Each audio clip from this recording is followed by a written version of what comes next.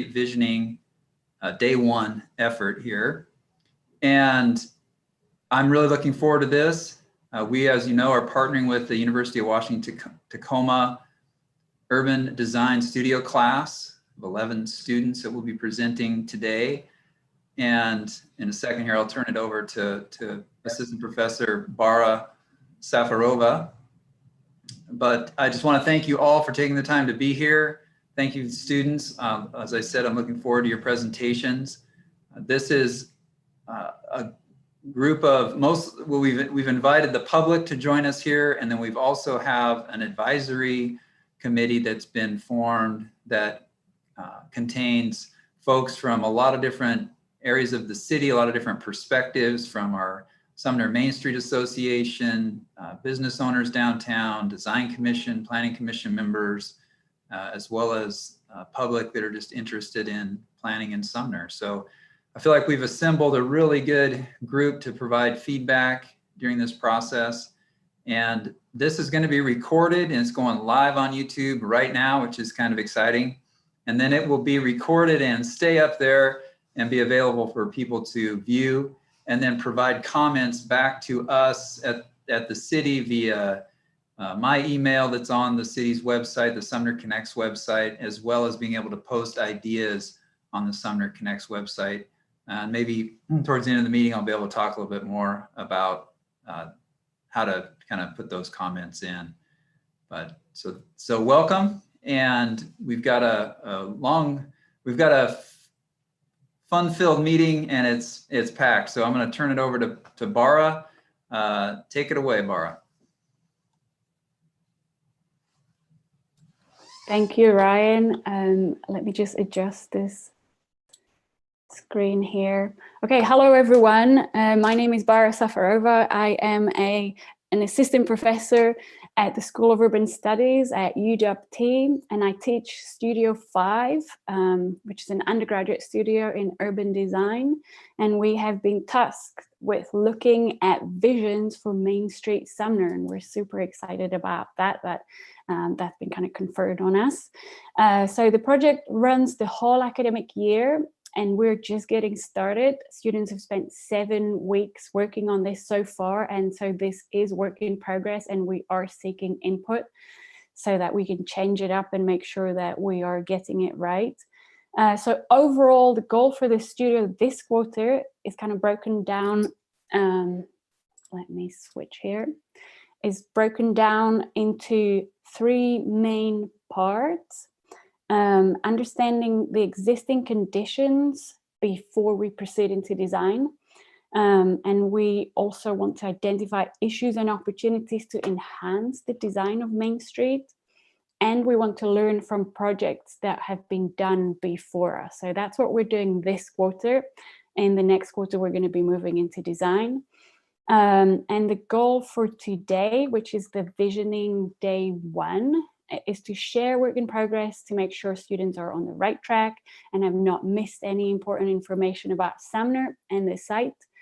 The work will be shared in 6 topics, starting from a broader kind of regional scale, and then we're going to be zooming into the actual site of Main Street. And that's important so that we understand the big and small influences on Main Street and on the site. And I will introduce the topics, which you can see here in this colorful wheel, very briefly, and explain why students are looking at them.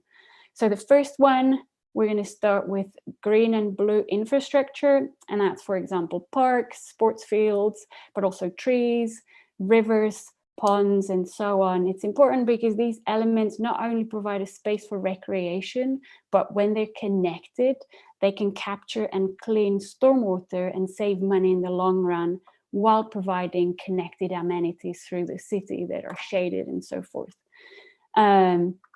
Micromobility, cycling, and other modes of transportation. So that's these 2 topics here. So for example, that's scooters, bikes, but also cars, buses, and trains. And for Main Street, for any Main Street really to thrive, it's important to provide access for all people. And the more people come on trains, buses and bikes, the more people are likely to walk around Main Street, which we've heard is one of the kind of goals for Main Street, and create that Main Street kind of buzz and feel that we've heard is important to the stakeholder group. It can also resolve some of the last mile issues, and we're going to have one of the students get more into how micromobility can connect transit to employment centers in Main Street. Related to that is social infrastructure topic. You can see that here. That's, for example, playgrounds, kindergartens, grocery stores, but also a post office, or a grocery store, I've said that already, pharmacy store. So we were told in a prior meeting that part of the vision is to create a vibrant street. And this happens when local people frequent a street and are able to find what they need in the kind of day-to-day, coffee to meet with friends, read papers, get online, drop off a package at the post office, drop off the kids at the nursery school, get some work done, go out to gym, buy groceries. And so that kind of creates that vibrancy when people can rely on a main street and can walk towards it. Next topic is going to be housing and how affordable housing is in proximity to Main Street. Because if there is enough people with various incomes who live around the corner from Main Street, they will keep using the services and run those shops and cafes to make it economically viable. And the last topic is design and local character. And students looked at design elements and assessed and assets that are already on and around Main Street to align future proposals with the local characters. And now I'll briefly go over how will this visioning day one work. So we've got 6 topics. Each topic is going to get presented for 10 minutes by the students, and then we'll have an 8-minute condensed kind of active discussion with the stakeholder group, and then we'll open it up for 2 minutes for questions from the public. I have a timer here that I'm going to be dropping into the view so that everyone stays on time. And at the very end, we'll have 15 minutes open for a Q&A session with everyone to kind of catch all any questions from the public or the stakeholder group. And with that, unless Ryan, you want to contribute anything else, I would want to start with the first topic. I don't think I introduced myself. I'm Ryan Windish. I'm the Community Development Director for the City of Sumner. So that's all I really wanted to add. I'm looking forward to this. I just want to repeat one more thing that Bara said, that the students are kind of starting on a more regional. So you'll see quite a bit of stuff that's kind of big picture. And then as the presentations progress, they get more and more focused down onto Main Street, like the design and local character. But no, that's great. I'm ready to go. Okay, so the first topic, green and blue infrastructure, and I would like to hand it over to Dennis and later on Konstantin and Abdul. Okay, can everybody hear me? Yes. Yes. Okay. Hi, everybody. My name is Dennis, and I'm going to be looking through green and blue infrastructure. Specifically, first, we're looking at the distribution and types. Looking at the map that you have in front of you, this is actually just a distribution and placement type for the green infrastructure or the green spaces. So like Bara mentioned earlier, these are parks, these are sports fields. Specifically for me, I was looking at some of the undeveloped land as well. At the key, you can see that I marked wetlands and concentrated areas of greenery and vegetation, public green spaces, and then those are inaccessible. In this case, that would be like school playgrounds or school parks and play fields, things like that. And Main Street itself is marked in that red outlined area, and the actual street is just the kind of highlighted transparent red in the middle. So moving forward, looking at the actual distribution types, there's a lot of green spaces around Main Street and within downtown Sumner in general. There's deep concentrated vegetation to the west, as you can see, and to the south. There's almost a natural sort of barrier, or not barrier, but natural sort of wall that follows the river, where there's quite a bit of dense and concentrated vegetation and greenery, there's also quite a few clusters of green spaces. And in order to look at this as a green infrastructure, these spaces would need to be connected. And one of the things that we noticed is that right now they're clustered and they're dense, but they're not actually connected. So they may not act as a proper green infrastructure. And so if you can move on to the next. So one of the things that I did was I looked at the clusters of green spaces and I highlighted some of the connections that could be made. As you can see up north of Main Street, there's a possibility to connect the green spaces that are to the east, and then as it moves to the west, you can connect to actual Main Street itself. And the same thing happens for the south cluster, and especially that western cluster up north where it meets the river. There's a lot of dense natural space up there, but unfortunately it doesn't necessarily connect to the green spaces that are within Main Street. But you can see that there's almost there is a path that flows around Main Street, specifically to the south as you get towards Puyallup. And one of the things that could be done is to highlight that path and to make that into an actual sort of experience where you're walking through these green spaces and they connect to Main Street. So it's there right now. It just isn't necessarily highlighted or planned. It operates right now, but it doesn't necessarily function in that infrastructure sort of way. We're going to move on to the next one.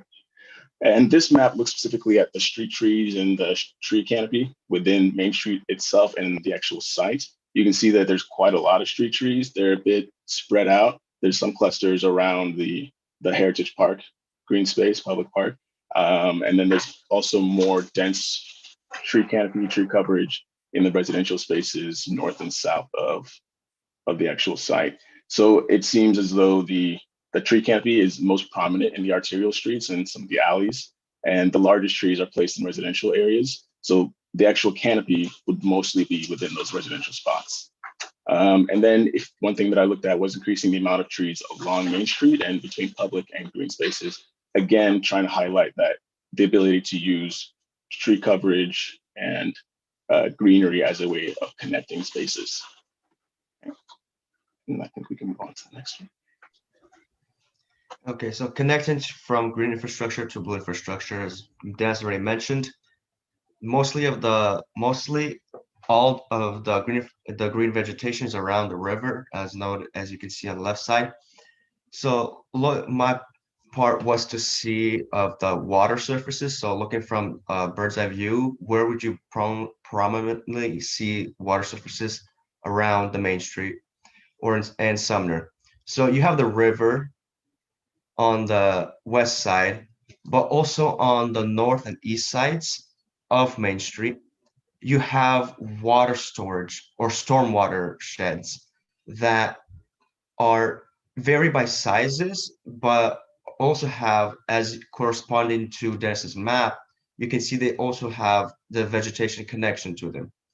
And of course, so specifically about the river, the flood hazards, this is a map showing up to 10 meters of sea level rise as of right now. And most of the flood hazards are to the north, so they're north of the map, or southeast of the map. So Sumner and Main Street are in no proximity to any kind of flood hazards. But looking at the bottom right, we can see that that's the sea level rise of 20 meters, and Main Street would be already underneath water, but it won't be the only city on the West Coast. So connecting this connecting this to the next topic, which is going to be impervious surfaces, we can see that there's not a lot of ways for water to be run off or off the streets. Next. Hello, my name is Abdul. So in this diagram, we analyze the pervious surfaces and impervious surfaces. Pervious surfaces are surfaces that allows water to pass through, for example, lawns or parks. And impervious surfaces are surfaces that does not allow water to pass through, for example, concrete or asphalt. With impervious surfaces, untreated water that are mixed with pollutants from vehicle emissions can flow to the Puyallup River. To help treat the water, we could put in pervious surfaces, and it could filter out pollutants through natural filtration processes. So the diagram shows parking areas, surface parking, and street parking. We see that there are small pockets of pervious surfaces outside of the Main Street corridor, and Main Street contains mostly impervious surfaces, which is located within that red box. We find opportunities for future bioswales, or you could say green infrastructure, on Main Street, as it contains mostly impervious surfaces. It can help collect water runoffs and filter out pollutants emitted by vehicles parked on those surfaces. And the pervious surfaces are shown in the green boxes around the area. Thank you.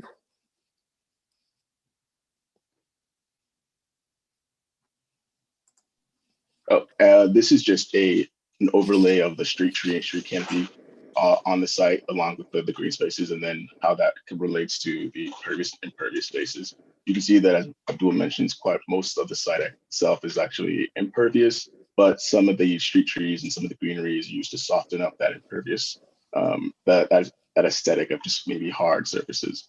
So in this case, the street trees do help to soften the spaces, but the areas of concentrated vegetation are clustered and not necessarily connected to these street trees or green spaces within the site itself. So an opportunity that we wanted to highlight was that the placement of street trees and increased vegetation can improve the walking experience for pedestrians.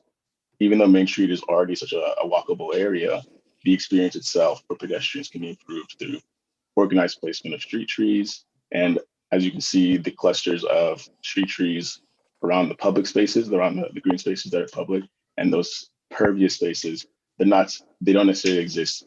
The connections don't necessarily exist, excuse me. And one opportunity would also be to connect those pervious spaces to the green spaces that already exist using street trees and greenery and vegetation.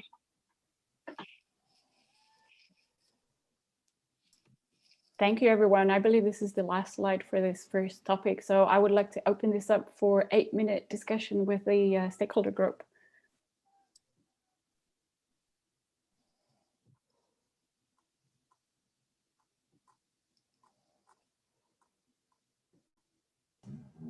Well, thank you, Bara. Thank you, students. I think one of my questions was, are there any ideas for how to better connect Main Street to the river? Because it just seems like there's an opportunity there that we might be missing. I know it's not, I mean, it's on Main Street more or less. I mean, we have a major bridge that goes across connecting to the other side of river to the old cannery furniture store. If you were to, Bara, if you don't mind going up to that connection slide. So if you're talking about that that river path where there's dense vegetation along it, is that what you mean, Ryan? Or that river, yeah. So one of the ways that connections can be made is to using the streets that exist in that area, is to maybe place street trees and vegetation, or to mark them as being distinct or separate from the areas around them. So if you wanted to create a path, there's almost already a natural path in that area following the river. It just isn't necessarily developed. So one thing that can be done is to make a linear park, in a sense, where you're walking along the river, you're surrounded by vegetation and greenery that exists there, and you're in a sense walking away from the city, but existing in a natural space that's already there, but it's intentional and deliberate, as opposed to the way it is right now, which is sort of free flowing. Yeah, does that answer your question? Yes.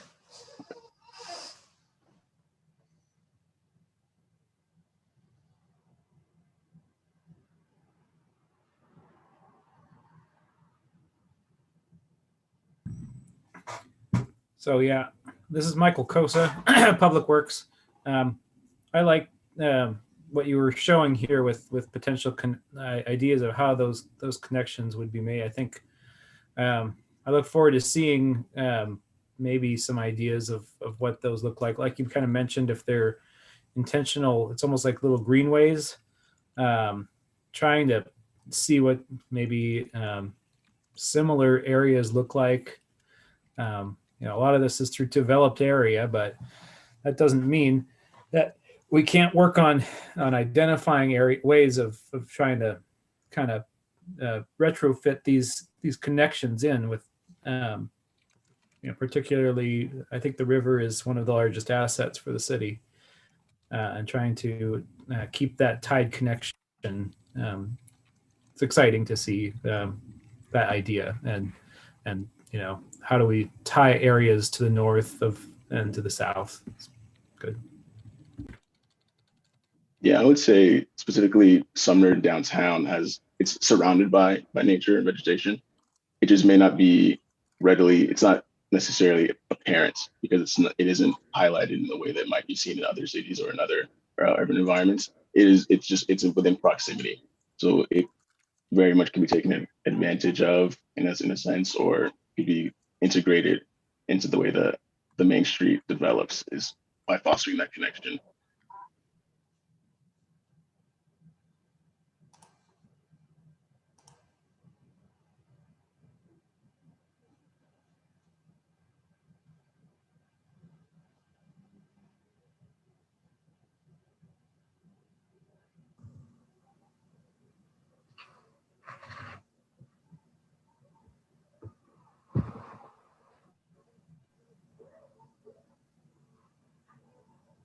I guess one thing I'd like to see a little more information on would be this connectivity. You have the new high school complex that's going to be on one bookend of Main Street, and then the river we've been talking about. And obviously, for me, street trees is something I'm very open to changing and how it can better enhance that experience you've been talking about. So looking at Heritage Park, you've got Rhubarb Alley and even the Ryan House. Is there a look and feel that you guys would like to have be a little more uniform? I think it's something worth considering looking at least for the east-west connection. Were you asking if there's a look and feel that we would want to highlight? Yeah, some ideas or concepts you'd like to see put together with different trees that let you know that these trees are on maybe the main street that we're talking about, or even the alleyway in Heritage Park. Do you have trees you'd suggest or revamping? To me, Rhubarb Alley is kind of a missed opportunity. I think we can expand on that a little bit more.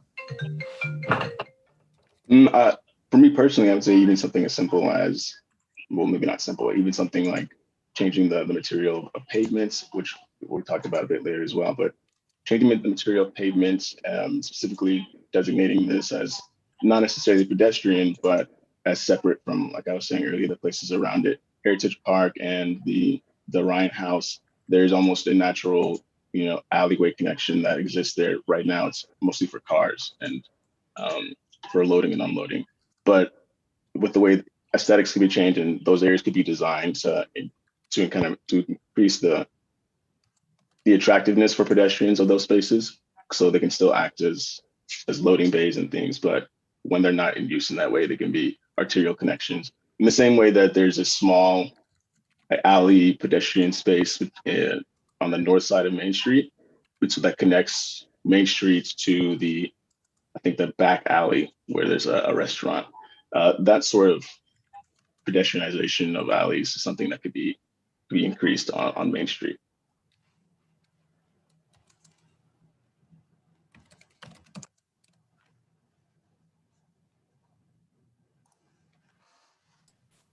If I can ask the stakeholder group, actually, Derek, you're the expert on the street trees.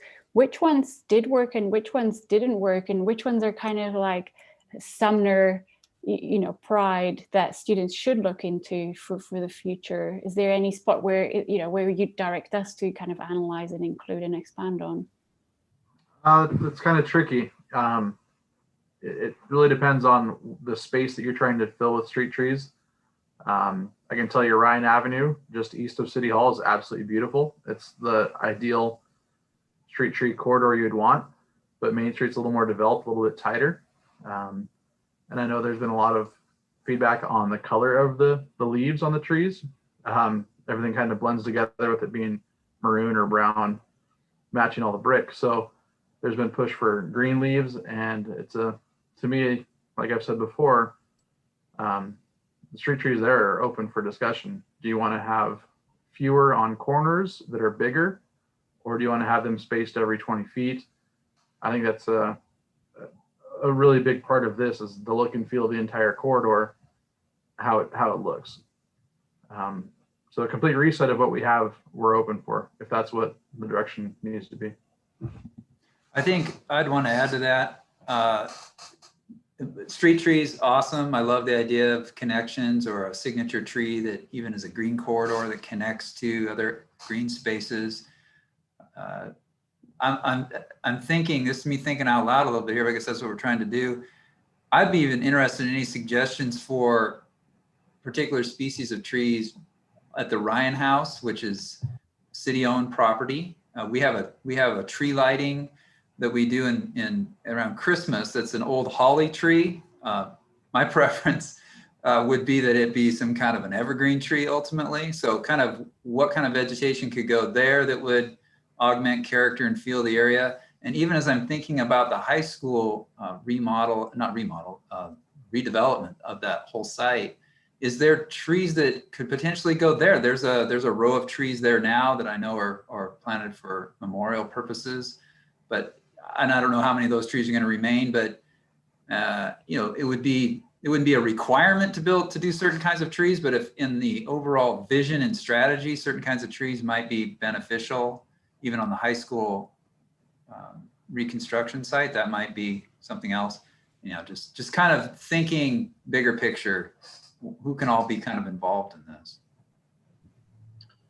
Yeah, one thought on those memorial trees, that was a city program originally, and it included a number of different sites. I don't think that there was any strict definition of what type of tree went there. We are working to preserve those trees, and we'll relocate, I believe, 5 of them for the phase 1, but they will be in close proximity to those current locations.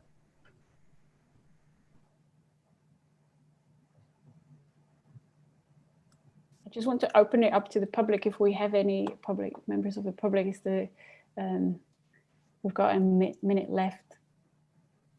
And if I could shift the conversation a little bit, I would like to ask on behalf of the students, with the amount of parking spaces and on-street parking, has there been any kind of consideration of making some of these parking lots pervious, or converting them, or any upgrades with regards to stormwater management that we should kind of expand on or include?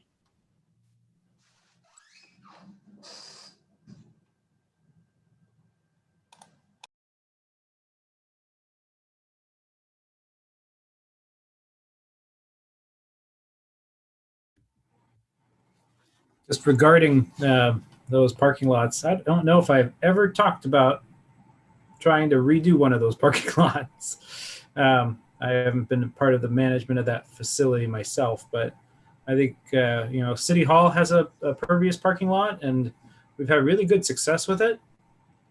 So I think if we were to do a full resurfacing or replacement, that would be definitely an option we'd be talking about, considering how we already have our one and it's operating very nicely. I think that's a great idea. The word bioswales to me take up space and are not as attractive as potentially looking at other options. They kind of look like a ditch sometimes. So I would just be interested in how those would be implemented in this kind of urban setting.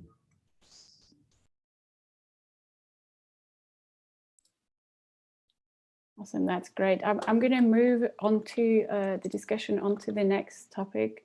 So the next group, modes of transportation, take it away. Jose. Hello, my name is Jose, and my analysis is commuting trends, but more specific into inflow and outflow of people moving in and out of Sumner for work. And if you take a look at the data I got from on the map census.gov, on the left bigger picture, you can see on the left darker arrow with a 18,836. That's the amount of people that go to Sumner for work, or they commute to, they don't live in Sumner, but they commute to Sumner for work. A little bit lighter green, the one that has like a circle arrow with 506, that's the people that live in Sumner and also work in Sumner. And the arrow on the right with 4,310 people is the amount of people that work in that live in Sumner but work out of Sumner. And the picture on the top left, I mean top right, with the circle graph, that's just a visual of the same data, right? Just put in a visual perspective. And the picture on the bottom right is also the same data, just showing the percentages as well. And the community trends I found were that a lot of people come to Sumner for work, and due to the industrial part of Sumner with all the warehouses. Next. Hello, my name's Kyle. My analysis is on employment center and workforce demographics. What the main findings are is that there is a lot of job opportunities and jobs in workforce that are in the main street in Sumner, surrounding that area. Also up north of Sumner as well. And then on the outskirts, it kind of seems to get a little bit more dry. But one thing I wanted to point out was the difference between male and female workers in the area. The male workers is 11,000, closer to 12,000, and the female workers is around 7,000, closer to 8,000. Some of the issues that this could be bring up could be the difference between female and male workers and who the area may please a little bit more, and more on so if it's harder for females to find jobs that may live in the area. Next.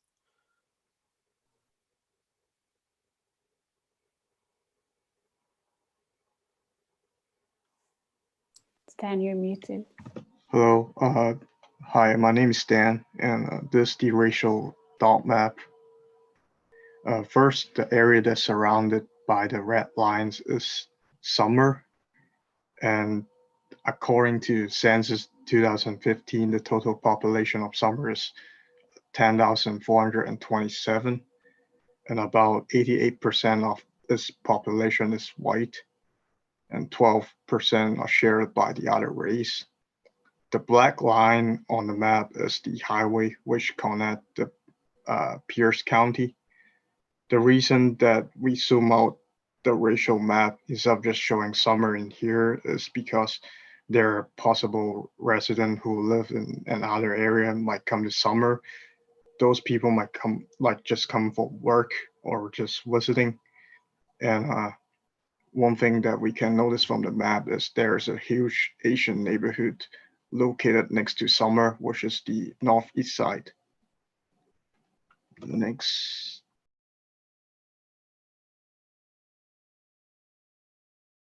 Hi, my name is Chan, and I'll be analyzing the income of Sumner. And so my main findings are Sumner is like generally more wealthy compared to the other cities on the coastal side. So for example, Tacoma or like Seattle, it's pretty like they make less money compared to, or like Sumner is generally more wealthy. So less, for the data I found, less than 11.8% of Sumner's population make less than $30,000 per year. And so Sumner is doing fairly well when it comes to income gain. And this connects to my transportation because we can make an assumption that most people in Sumner will own their own vehicle. So yeah, next. My name is Joel. I will be talking about different size and load type in our side main street. So I highlight different color on the side of the road. The yellow one would be 40 feet north, 50 feet south. Red would be 12 to 10 feet. The green one would be 10 feet with parallel parking, and the light brown one would be 50 feet wide. By looking on the map, we can tell Main Street it would be important connection district to the city, which is the downtown area. And the interesting I found out about Main Street is pretty narrow within parallel parking. So interesting to have opportunity to separate vehicle from Main Street to Maple in the future development. Thank you.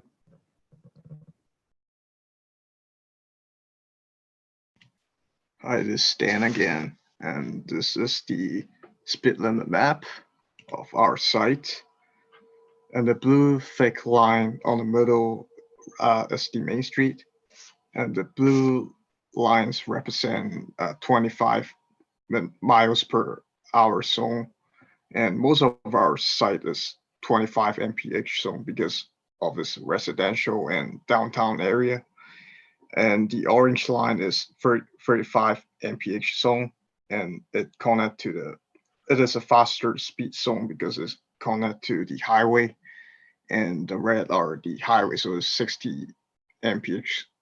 And there's 2 gas station on our site. One is on Main Street on the west end, and there's another gas station next to the highway, and there's one EV station next to the school. And one thing that I found very interesting while I'm doing the research is the traffic volume. And I found that there's very high traffic volume on Main Street and Maple Street every day from 11 a.m. to 6 p.m. and low traffic volume on Main Street and Maple Street on Monday on to Sunday at 7 p.m. to 10 a.m. Next. So for this analysis, it shows the rail routes and rail stations, along with the former bus routes and stops within pedestrian sheds, 5 to 10 minute walk. I do want to point out that this does not exist anymore, but the city does plan on to bring back bus routes, so there will be plenty of opportunities to make of that. But doing my research, it was a little hard to find where the bus routes were, and obviously, now that I know that they do not exist, it will be a little bit more easier and better to find more information about the new bus routes that are coming to the city. And next. All right, so this is the last slide for this transportation group, and I want to open it up to questions with the stakeholder group.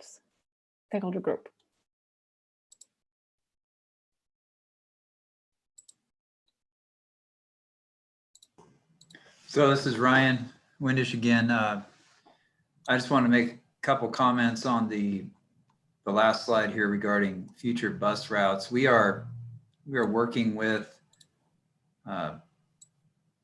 Pierce Transit on a connection from the train station to our manufacturing industrial center, employment center to the north. And we're having, what I'm trying to say is we haven't got any like definite plans, but we recognize that transit connection east and west is going to be more and more important to connect housing and folks that live on the east side of town to downtown and to the train station for the ability to commute. So things aren't as firmed up, I guess, at this point. We know it's a need that's going to need to be met in the future. We're just not sure how that's going to happen.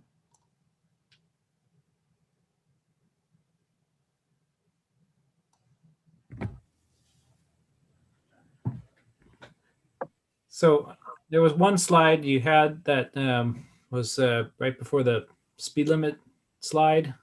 You go back to that. Back.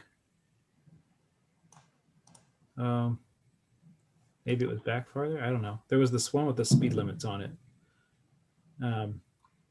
Yeah. So again, maybe it was the one right before this.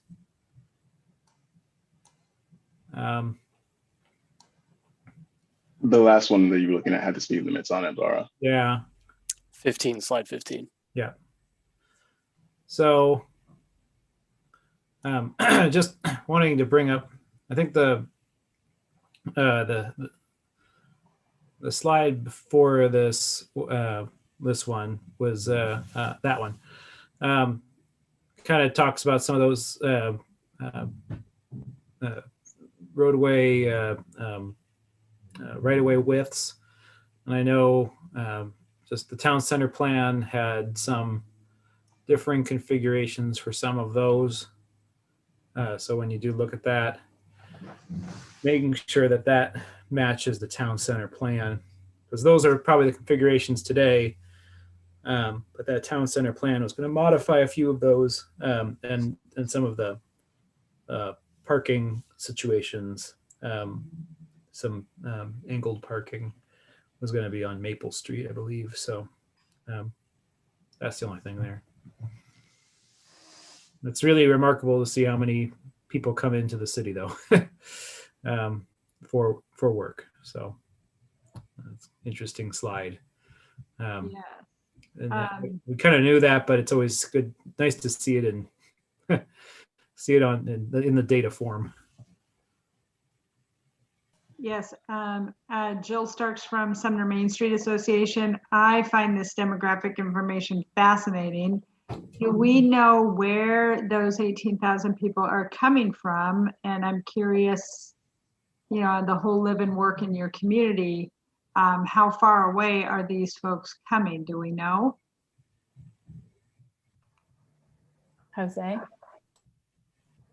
No, I couldn't get that information. I tried to look for it, but it was kind of hard. And the fact that we have more males that work in Sumner than females, is that typical? Just don't know what that mix, what's the average mix, perhaps maybe in the state? I didn't find it. I didn't have the information on the state, but that's something I need to look more into. That way I can have some comparisons. But it does seem with the jobs that are in the area on the upper is more manufacturer. So maybe that could be the reason why. But more on Main Street on the site, there's a bunch of mixed jobs over there as well. So it can go either or.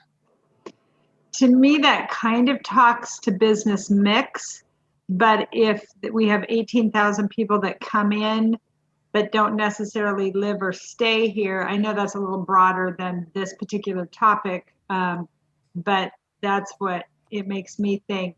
If we've got all those people that are just coming in and leaving, what kind of services are they looking for besides gas to get home? And that does fall more into the public transit with the rail that they're using, because that where the highlighted marks are for the jobs that are in the area, the rail seems to be going through both of those. So that might be the transportation that they're using from coming out and in of Sumner. And looking at this map right now, the Main Street section where it's dark blue, there's quite a bit of jobs just north of Main Street. So I think this is where the connectivity for pedestrian access might need to be improved to invite those workers to come down south just a little bit, a few blocks, to enjoy Main Street. Like Ryan mentioned before, the need for the north end, how can we improve that? Because that's a lot of people that are working here. And how can we get them to be drawn to Main Street? I wanted to just ask real quickly. In terms of the speed limit of 25 on Main Street, is there any particular speeding that occurs that makes it either, and this is maybe more questions for the advisory group, or it makes it uncomfortable for people to parallel park or as a pedestrian to cross the roadway? That information might be helpful for future design.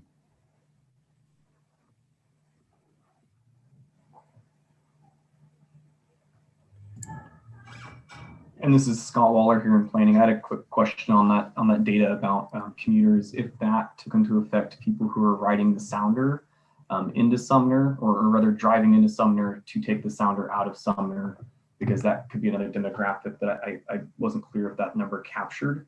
But that's another group of people who are in Sumner for a brief time. And if there's a way to connect them to the downtown, to get them to walk downtown before going back home. So I don't know if you have that information captured in there or not. It might also be interesting to look at the that heat map of the jobs there on the other slide, that one. It feels a little bit off kilter, maybe. It's kind of heavy up in the north end, but I think the jobs might be a little spread more evenly, as well as a lot of those jobs are, a lot of the jobs that are up there are also trucking and trucking contractors. So if nothing else, you might want to try to figure out how those have been included or not included because of the amount of trucks. There's a lot of people driving through, dropping a load, driving away. Those people are kind of working here, but I don't know if they're counted or not. There's an Amazon facility right in the middle of that big, huge blue dot thing on the north end. Did their number out influence others? And maybe that's why it looks so one-sided. Might be something to look into, trying to refine this if you want to try to develop it more. We'll definitely look into that. This is Kim Straight, and I actually work up here in the north end. And something that I hear when I go to other locations up here is the truckers who stay the night or have to drop their load and have a 5-hour wait. There's no public transportation to get down into Sumner, so they are limited in being able to move that way. So I know we were just talking about transportation. That is something to potentially look at to capture that revenue that is coming here, and potentially short term, like, you know, they got a 7-hour wait while they drop their truck and get their next one, but they could be public transportation down to Sumner. It might be some way to move some revenue.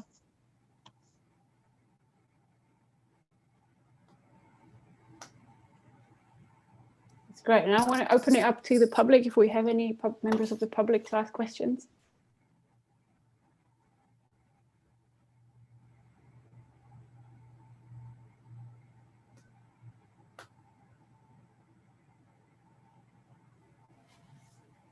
Hi there, this is Kelly Locke. I'm one of the citizens on the panel here. And someone had asked the question about parallel parking, and I think it was Paul in the downtown Main Street. And I just wanted to, as someone who drives the area and walks the area, Main Street, I think everyone feels, at least from my perspective, feels pretty comfortable doing some parallel parking there because it's a slow moving street because of that stop sign. I would say some of the surface streets around it, people sort of zoom through from stop sign to stop sign and trying to get home. So those I feel less comfortable doing the parallel parking, but Main Street does feel very comfortable for parallel parking. And last but not least, I would just second, I think the public transportation within Sumner would make a big difference. Bringing people from the east side to the west side, from the south side to the north side. We have a lot of people coming in on the train, and I think it would help to get people throughout the rest of Sumner, not just in that main corridor, but those are my thoughts. Thank you so much, everyone. This has been super helpful. Okay, so we're going to move now onto a cycling and micromobility segment. And Jillian, take it away. Or yeah, Jillian. Okay, Thank you. So hello, my name is Jillian, and in terms of cycling and micromobility, I was focusing particularly on bike lanes, bike racks, and the overall mental and physical health of cyclists in downtown Sumner. So the first thing to mention is that there are 2 bike lanes that are located in downtown Sumner, which are along Friar Avenue and Valley Avenue East, which can be seen in the pictures 1 and 2 on the diagram.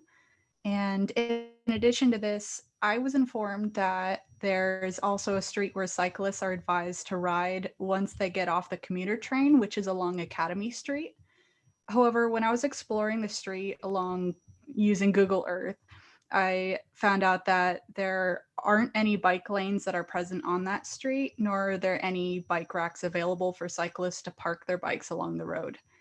Now, I'd like to turn your attention to the red and green lines on the diagram, and these are perceived danger levels, which are based on the traffic patterns found on Google Map, as well as the speed limit signs featured on the roads. So the dark green lines mean that the road is very safe, while the dark red means that the roads are very dangerous. And along with these colors, there are black dashed lines on some of them, which means that those roads were paths that were suggested by the cycling community of Sumner. And in terms of statistics, which I found from the Washington State Traffic Safety Commission, it was reported in 2018 that approximately 70% of cyclists are killed in vehicular crashes where speed limits are at least 30 miles per hour. And in addition to this, there have also been several news reports in this state, as well as in the city of Sumner itself, that there have been cyclists that have been killed due to factors such as a lack of paved shoulders on roads, or cyclists riding on the roads among vehicles due to the lack of bike lanes. So based on these findings that I have a few questions, and one of them is, could Main Street be used as a gateway between the bike lanes on Friar Avenue and Valley Avenue East in order to encourage cyclists to linger, or could there be a gateway around Main Street? And if so, should there be an increase in bike racks along or around Main Street? And then the other question that I have is there a way for cyclists to safely connect to cycling networks that lead to destinations such as Seattle, which is to the north of Sumner, or Mount Rainier, which is to the southeast? You could go on to the next slide. Thank you. Hello, my name is Cipriano. You guys can call me Cip. And this first map shows micromobility in connection with employment districts in Sumner. And my focus was micromobility of scooters. From what I recall from a previous stakeholder meeting, it was brought to our attention that the city of Sumner is looking to implement micromobility such as scooters within the site. And through my research, I found interesting things that I can connect to the site and the surrounding area. This map connects back to Kyle's map and data on Employment Center of Sumner because there are 2 distinct employment districts. One is farther from the project site than the other. The distance is a little under 3 miles from the Sumner station. And my main findings are that with the 3 miles, it generally makes a question. I generate a question from it, and which is, how do we get those last 3 miles to get to work? Which I continue on to the next slide. In continuation, this map now shows a zoom view of Main Street and the scooter shed from Sumner Station. And overall, this map asks a general question is, would this be a viable option for Sumner to implement this form of transportation? And with Lime scooters in thought, my main finding is that Lime scooters are cost efficient. The scooter rider demographic is 1/4 of Lime riders are 36 years old or older. And with connection to the Sumner demographics, I found that in recent census shows an average of residential being in their mid-30s in Sumner, about 35 years old. And another thing about its cost efficiency is that it depends on how long you ride the scooter, not the distance. and the scooters can go up to 50 miles an hour in a single charge. Considering the scooter rider demographics and the census of Sumner, this heavily encourages the opportunity of implementing scooters to the site. This can possibly be a solution for this last mile issue within Sumner, where they can go from the transit, then to scooter, and then to their industrial district destination. Two major employment districts that I stated before can be written in a couple of minutes. In the first scenario, the first employment district, which is around 1.25 miles northwards, that would equal around $1.75. The second employment district, which was 3 miles north, would only cost $2.80 to travel. With time to spare and money saved from taking the scooter, they can do some more rest and relaxation within Main Street in the meantime during lunch breaks or waiting for the next transit or bus stop, bringing more vibrancy and liveliness in connection with the hustle and bustle of workers in the site. So it basically captures them. And that is the end of this part. Thank you so much, Cipriano. And with this, I'm going to open it up for 8-minute discussion with the stakeholder group.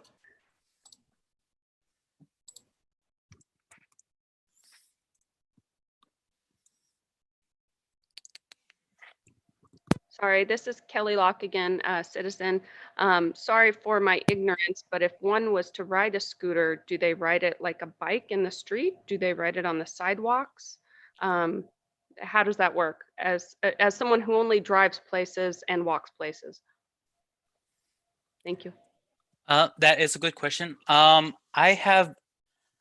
went to Main Street and I took took an analysis of the site visually, and I noticed that there is no implementation of any form of like bike lanes or like any single mobility lanes. And in a way, that could be implemented later in like relationship to what we would do to the streets, but I only occurred to this analysis and findings based on what I heard from previous meetings that someone wanting to implement a micro mobility within the site. But that is a good question. If I may say something, sorry. But scooters can be used on the street if there is bike lanes and on the sidewalk as well. Thank you. Yeah.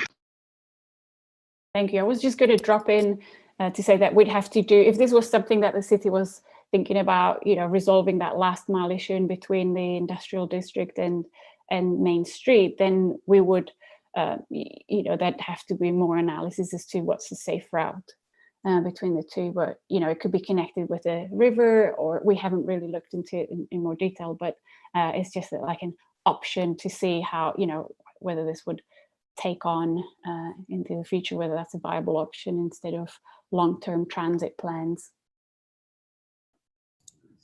I believe Jillian's previous slide has posed some questions. Is that something that she's looking for feedback from this group?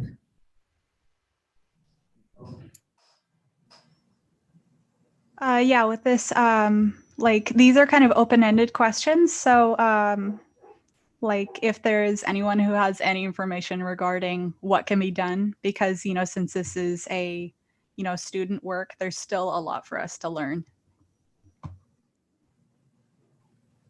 So I can speak on part of this. Coming from Puyallup off East Main, there is a trail system. As soon as you get across the river, it goes along the river, along the Puyallup River, and then up the White River, and puts you out on West Main is what it's called, which does connect to Main Street right at Traffic Avenue, where the red and green connect. That trail system does continue up the river along Friar Avenue, but I do agree that that's if you're on Friar Avenue or Traffic Avenue, it could be considered dangerous. Higher speed limits. You are on the shoulder for part of that for the bike lane. So that's part of the Friar Avenue trail that we're trying to complete. It's an ongoing project, quite expensive, and it's going to take a number of years. The Academy Street bike lanes is something that was brought up. That's something with Sound Transit that the city's working on, and this is Michael Kosa can speak to a little bit more than I can, but it's something that it's the pink line, east and west, and it's going to connect from the train station to Wood Avenue. It has the potential to go all the way to Valley Avenue. You're right, there is no designated area on that right now. We'll be looking at the design and construction of that in the coming year. And then what other questions were there? Main Street might be challenging for a bike lane itself unless we're looking at reducing parking along one whole side. And I think that's where the Academy bike street or bike lanes was thought of as the alternative to doing it right on Main Street. But I could be wrong. And thanks, Derek. Yeah, that is kind of the idea. I was looking at a low volume street that would provide an east-west connection, particularly to the Sumner station. There was grant funding provided by Sound Transit, so clearly that helps support that idea of connecting the station and moving outward from there.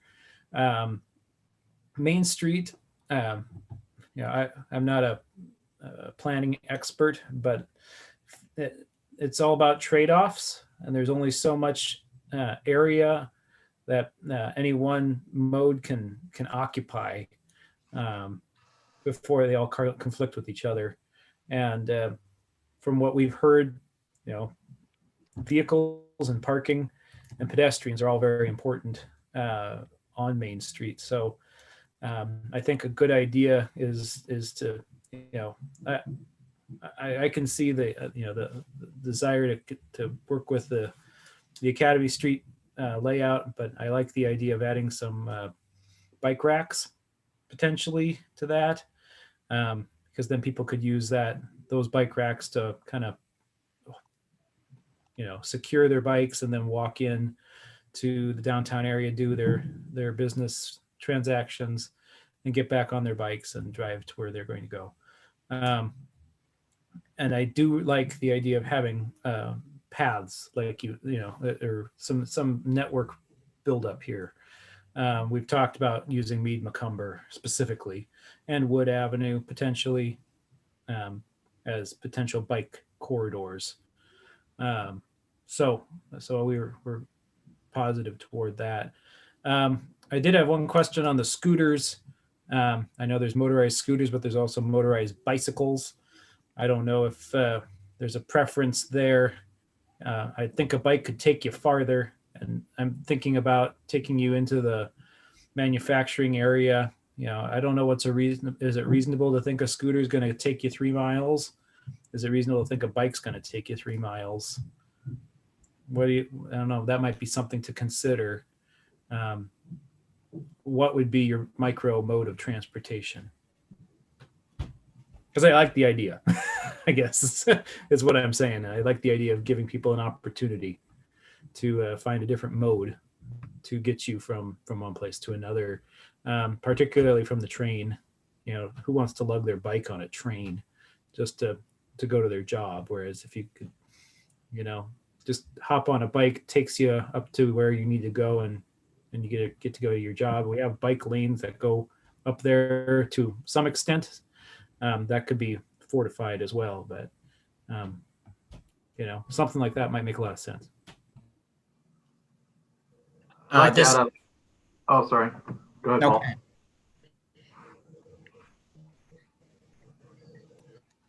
Oh, I just wanted to add that, for Main Street to continue to flourish, having multiple modes of transportation is very important. It would be interesting to find out how many visitors and customers come by the mode of vehicle versus walking into town. And certainly there are bicyclists and there are scooter users around Puget Sound who, will look for those places, or especially if they're identified with wayfinding, would increase that mode type and just provide for other folks to come into Main Street. Hi, Citizen here one more time. So just as a point of what I actually do or what we actually do, my husband and I do ride our bikes often from our home to the downtown Main Street to eat or go to the shops. And yes, I do think more bike storage would be better. We always just look for an obliging street pole or street sign to hook our or lock our bikes up to. So I think that would be helpful. Secondly, it's been a couple years, but I used to walk from my home to the train station because there was never any parking. I did consider riding my bike down there, but there are lockers for bikes. There were at the time, but there was a common knowledge that they were often broken into and bikes stolen. So just as a point of information on why I did choose to walk versus biking. That's all. Thank you so much. That's super helpful.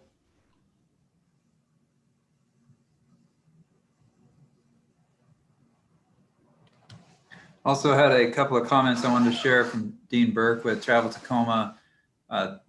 One being that the cyclists that are commuting on bikes, it appears the statistics for cyclists is going down a bit because of the dangers with drivers texting.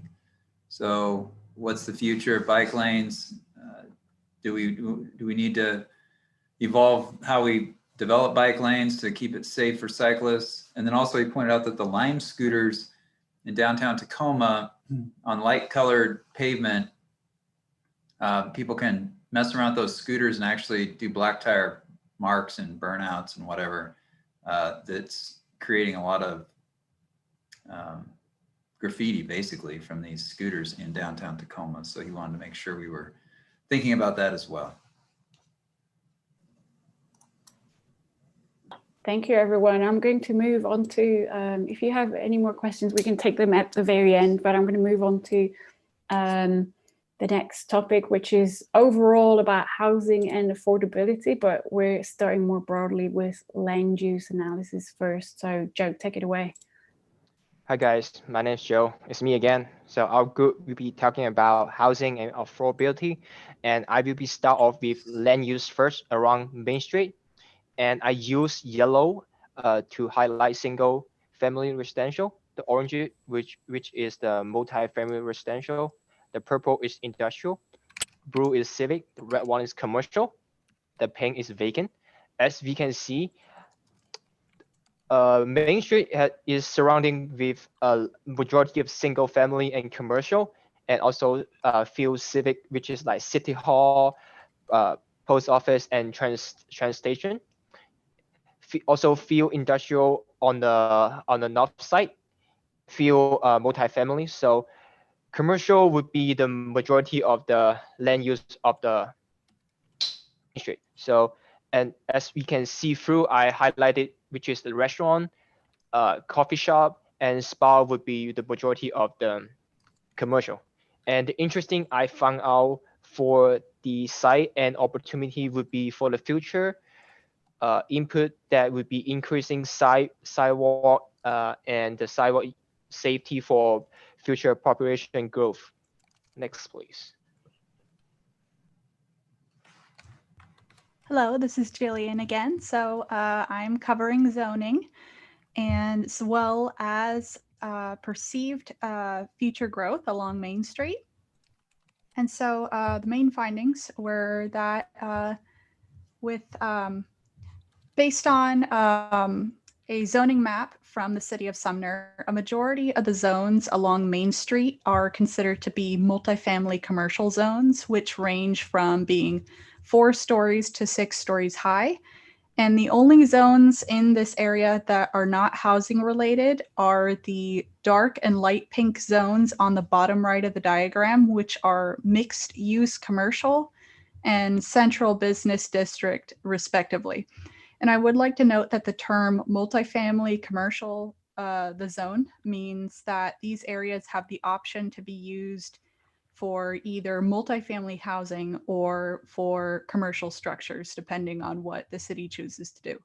So based on these findings, I have a question, which is, are there any recommendations for accommodating the growing population of Sumner in regards to road widths or sidewalk widths? Thank you. You can move on to the next one.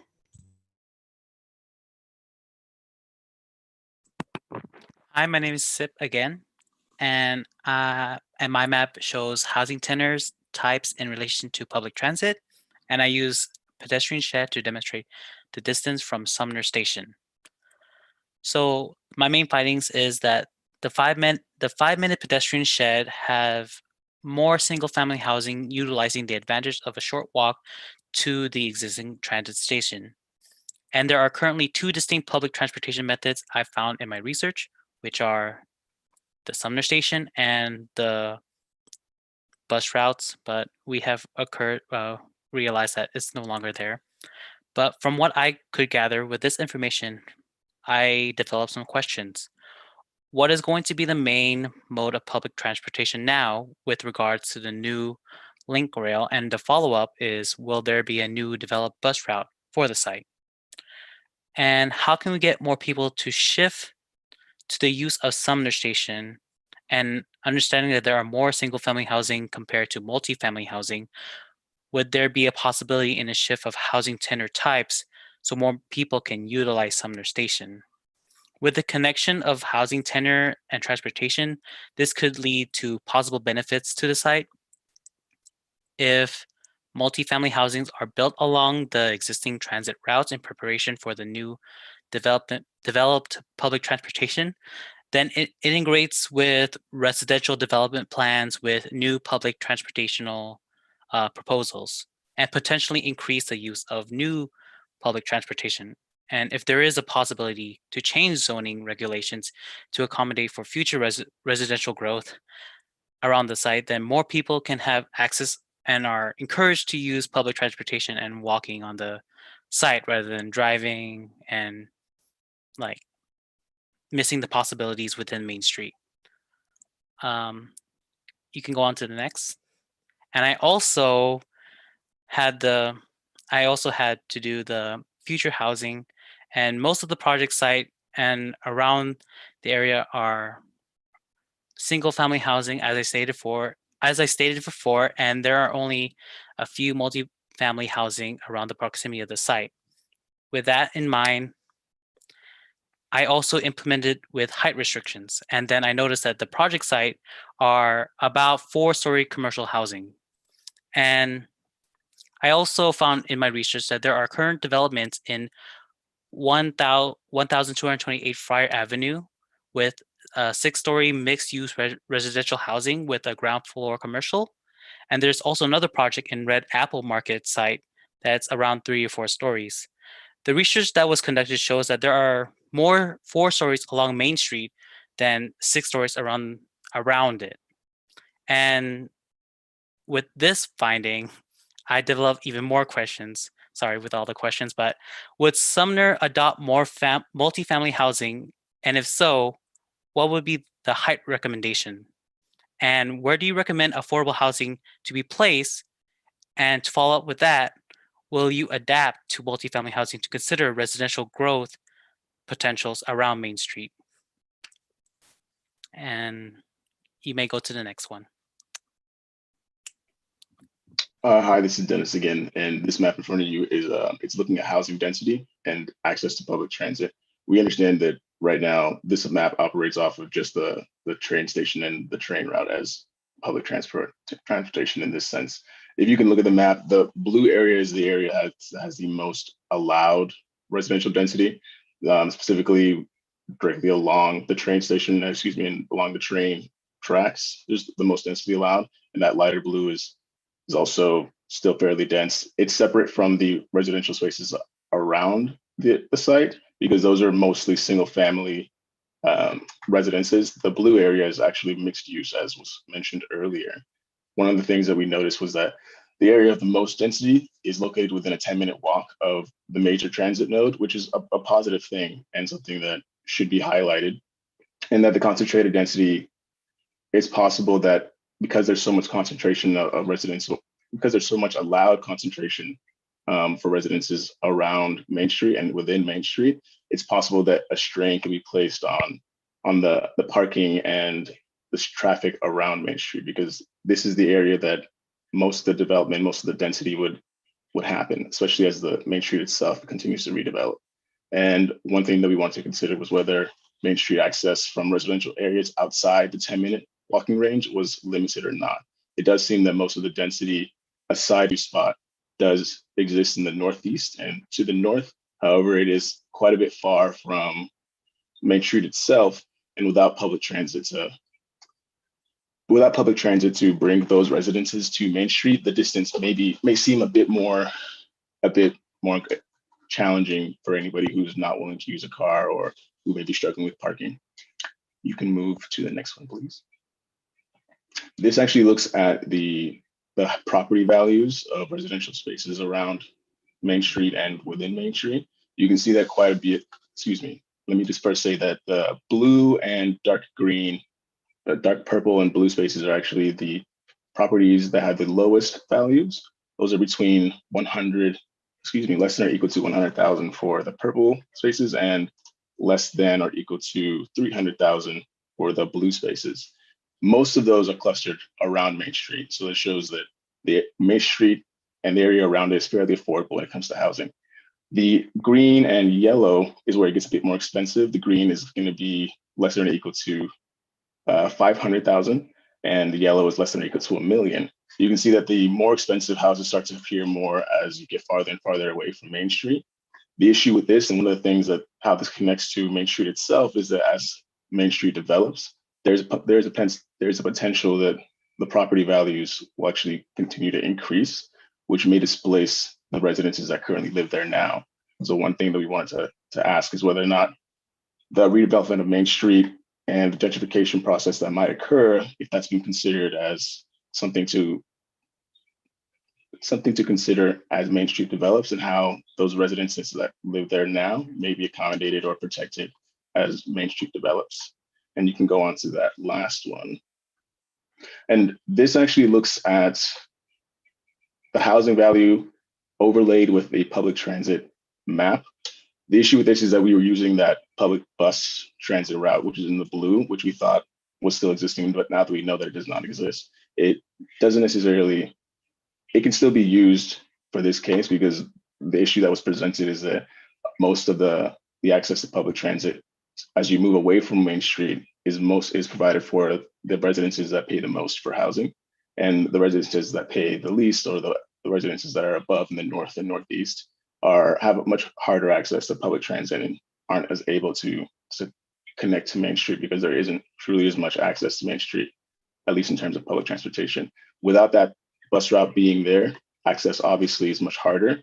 The train itself does serve to connect residences that live in the north and slightly to the south to Main Street.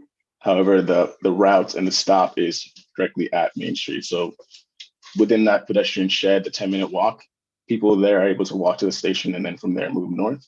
But those that are outside that 10-minute shed have a bit more of a hard time getting to Main Street and from there connecting to any northern region. So one thing we wanted to talk about was how the residential development in and around Main Street can improve access to transit for residences in the low value residential areas. Okay. All right, you can go on to the next one. That's it. Thank you, Dennis. And so I'll open it up for 8 minutes with the stakeholder group.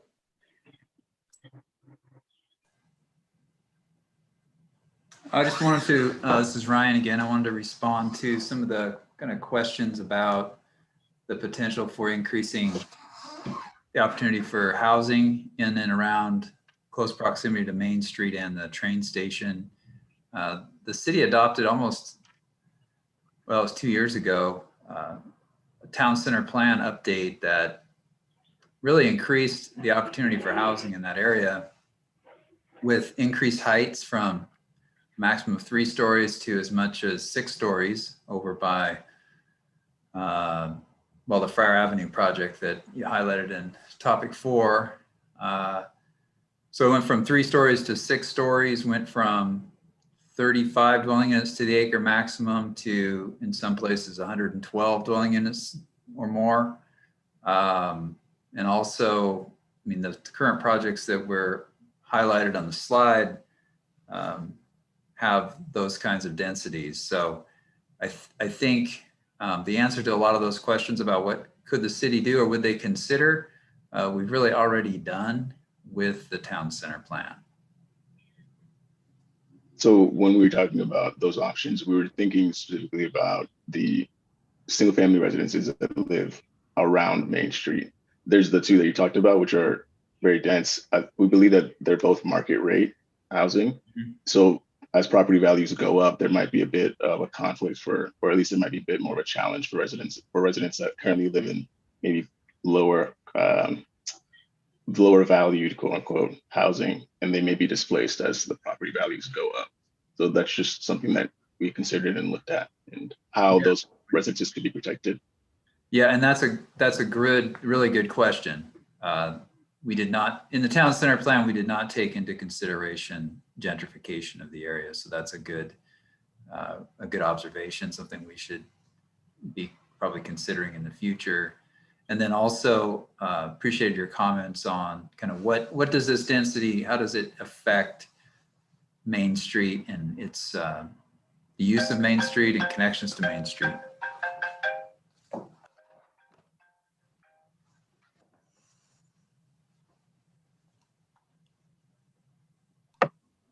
I don't know if this is a big deal. This is Jill from Sumner Main Street Association. In the very first slide, and perhaps I misunderstood, but there are a lot of second story apartment units that, and I don't know how you show a single building that has multiple use with a map like this, but for example, the building that our office is in, there are about 7 or 8 apartments up above.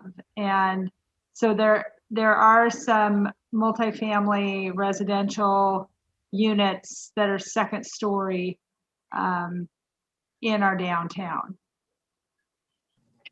Is your office on Maple? Because the orange spots here are the ones that are marked as multifamily.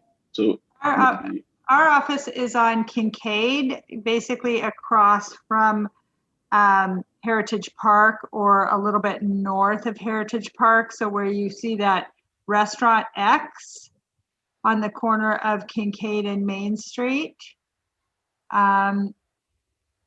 Depending on how this is configured, gotcha. I'm like the second or the third pink square across from the blue triangle there.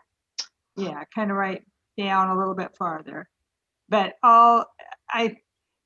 it would, and it's one of the things that we as Main Street are working on, is inventorying what is in our second floors. Are there businesses? Because actually in talking to the landlord, what I thought were all apartments up above, she said there's one gentleman who rents the space for a business office, and that was new news to me. So even something that is typically thought of as an apartment might actually be someone's office space.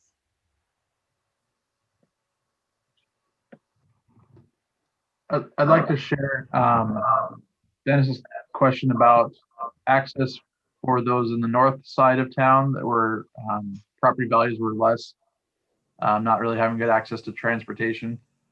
This topic has been brought up in our DEI committee, and it's something we're actively looking at that committee level, of making sure that transportation from the whole east side and even in the northeast side, how can we better get those citizens both to downtown, the Main Street area, as well as transportation. So it is something we're aware of and definitely looking at.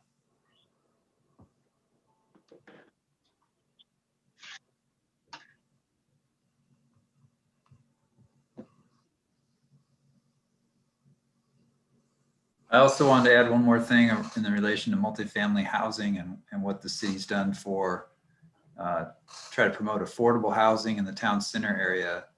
We adopted a multifamily tax exemption allowance. So if you're doing a multifamily development, you can get the property tax Your property tax assessment will be based on the value of the land and not the value of the improvements for 8 years at market rate. And if you want to put a certain percentage of affordable housing units in there, then you're allowed to go out to 12 years with that exemption. And when we've talked to developers about those options, it's one of the first questions they ask: do you have a multifamily tax exemption program? And the fact we do does lay some groundwork for an incentive to build both market rate, but also affordable housing.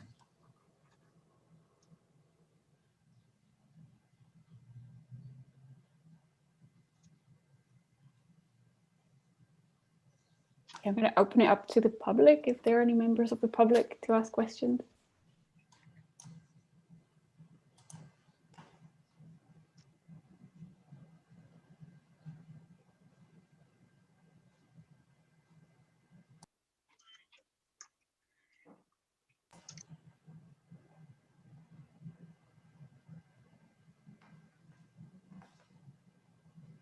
Shall we move on to the next topic?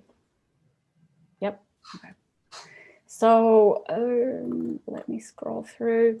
All right. So the next bulk of analysis is going to be about social infrastructure and the importance of commercial and community facilities in proximity to Main Street. Sabrina, take it away. Hello, my name is Sabrina, and I am going to present the social infrastructure of commercial and community facilities. My analysis is representing the existing commercial and community facilities there are in downtown and around Main Street. Everything is color coordinated to represent the buildings and the type of services. Some opportunities to connect with is what can accommodate commuters and residents to linger in Main Street, and what kind of businesses are permitted in downtown Main Street. Some of my questions are, what can the city of Sumner do to accommodate high schoolers? Because I've located a gap between services along Main Street. Next slide, please. And in this analysis, I am demonstrating the private services in downtown Main Street and around the proximity of the site. Some of my main findings were that the white spaces are representing houses and or vacant spaces, and most of the programs focused around the project site, which leaves, most of the programs focused around the project site, which leaves the southern area having limited access and choices of services, leaving the white spaces not as active. And a follow-up question would be, are there any options to accommodate nightlife? Next slide, please. And for this site is restaurant types and distributions on Main Street. The brown spaces are the coffee shops, the red spaces are restaurants, and the blue are gift shops. One of my main findings are that there's plenty of restaurants that are landing on Main Street, along with everything being in walking distance from 10-minute to 5-minute ped sheds from the local residential area. One of the difficulties would be adding in more restaurants maybe on Main Street, because there is some gray areas where there are different businesses in there, but I think it'd probably be another add-on to put in more restaurants to bring in more people to Main Street. To the next slide.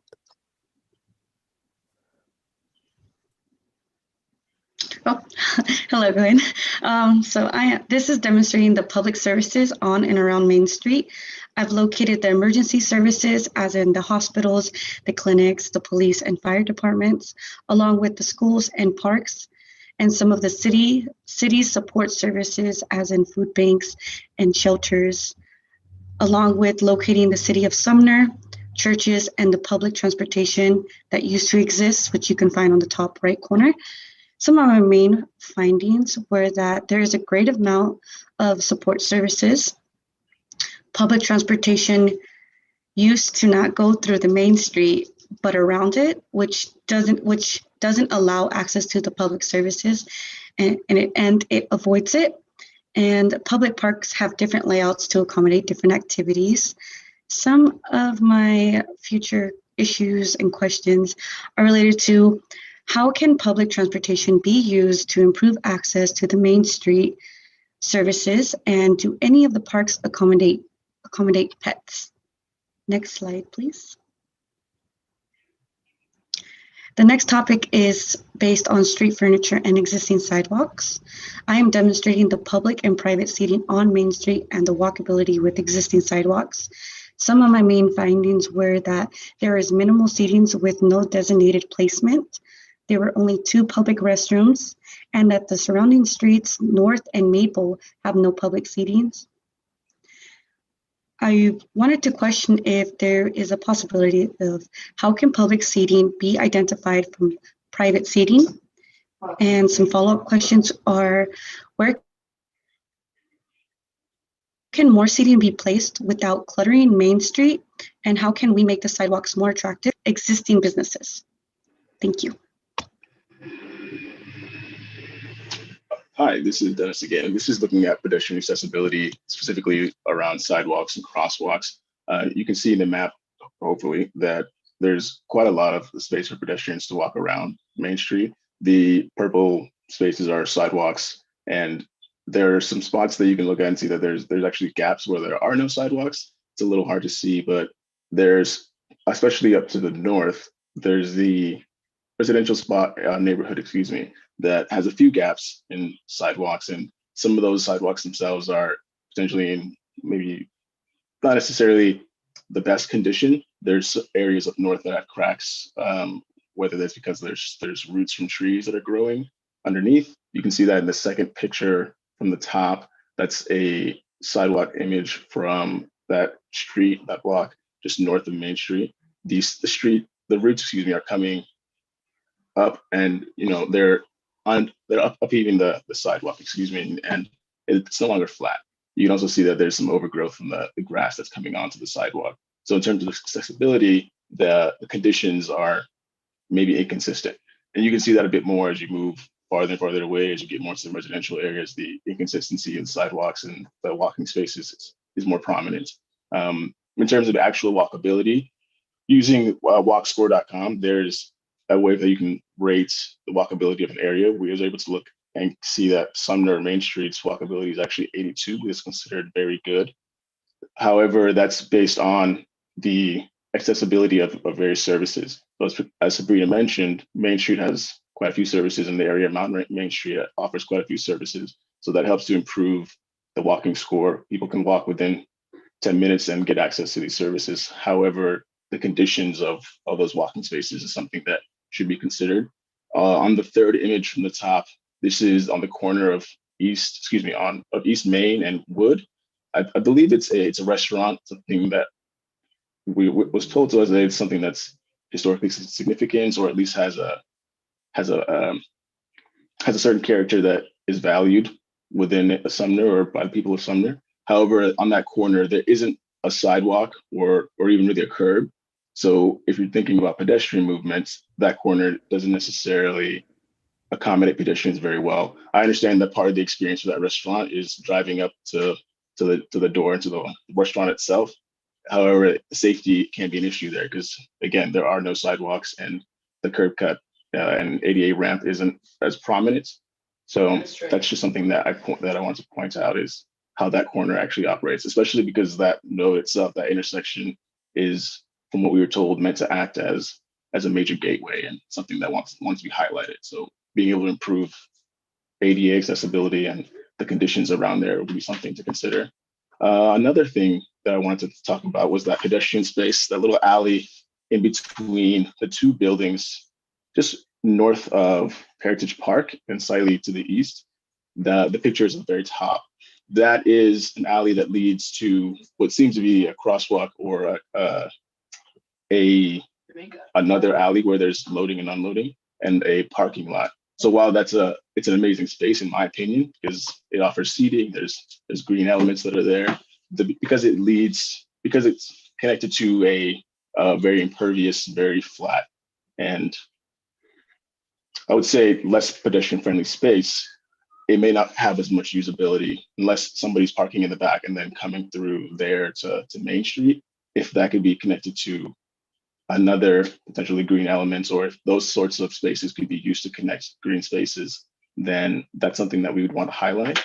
But how the city thinks about that space specifically and how that space integrates into Main Street is something that we wanted to ask about too.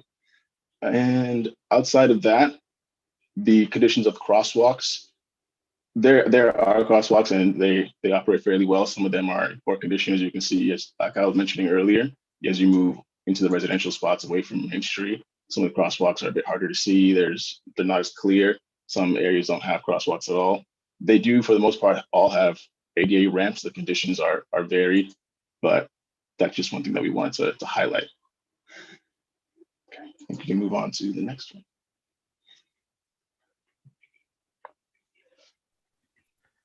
Hello, it's Jose again. And my analysis is about accessibility to public transit and Main Street for persons with disabilities. And this is showing the current rail station and the former bus stops that Kyle talked about that no longer run. But for this, I just wanted to go more into detail about the accessibility through the site and through Sumner for people with disabilities. So like, for example, on the first former stop, I highlighted a green. I just kind of like looked around to see how the site was, or the stop was, to see if it was accessible for people with disabilities, like in a wheelchair. And for the most part, everything seemed pretty good. So I highlighted all green. There's sidewalks on both sides and curb cuts. And same goes for the second stop that used to run through there. It was at the Fred Meyers. It's on Main Street, or it runs through the Main Street still. So it's all the sides have sidewalks and curb cuts and pretty accessible for people. And on the third stop that was there at the senior center, everything had sidewalks except, I don't know if you could see a little red on the west side of Parker Ave. Yeah, there was no sidewalks there, or it was just kind of gravel, a little ditch on the side as well with some grass. But everything else, especially right next to the senior center, were really accessible and wheelchair friendly.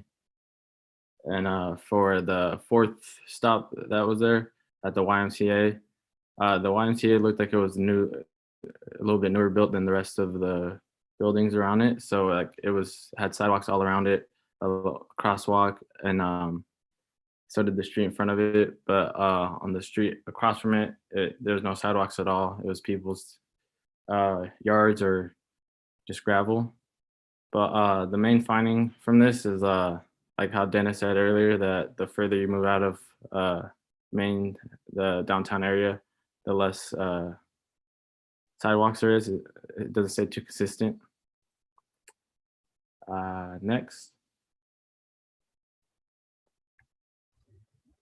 Okay, so I'm continuing on the next topic of parking and its proximity to Main Street.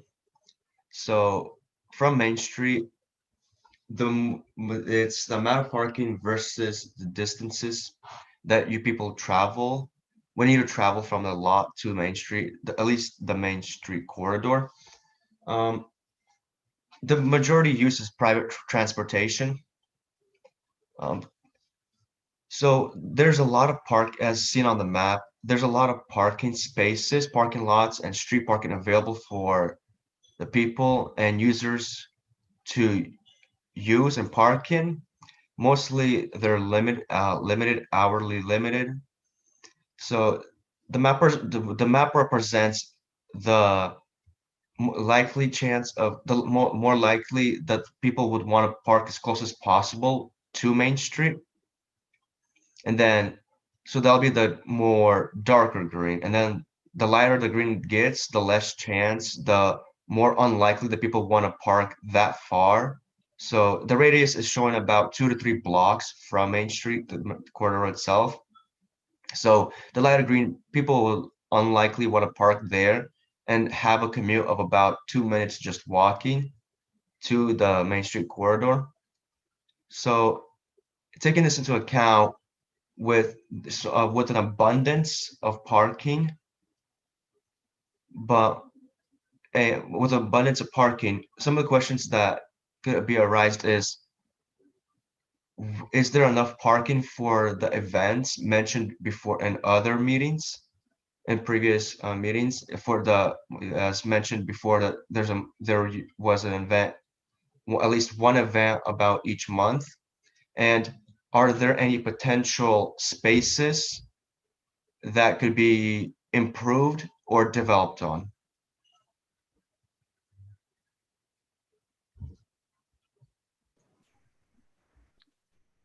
Hi, this is Joe. I will be talking about the last topic of our group, which is the commercial loading and access. So technically, I highlighted the pretty representative loading area, which is right at the back door of the commercial door, and which is also located in between the alley and the parking lot. So on the top of one, we can see it's right between the parking space, and it's pretty really narrow commercial loading. And at the bottom one, we also can see the loading area, and also the trash pickup point is right located back in the parking lot. So just interesting to find out, is possible to improve walking experience from those areas to create a new route, and how can we make those areas become more accessible since there is pretty narrow alley? Thank you.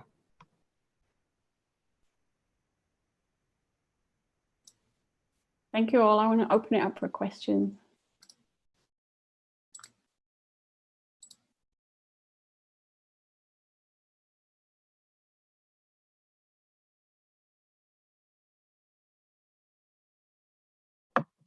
This is Jill from Main Street. I think the assessment about restaurants is interesting because unless I misunderstood, the group felt like we had kind of an adequate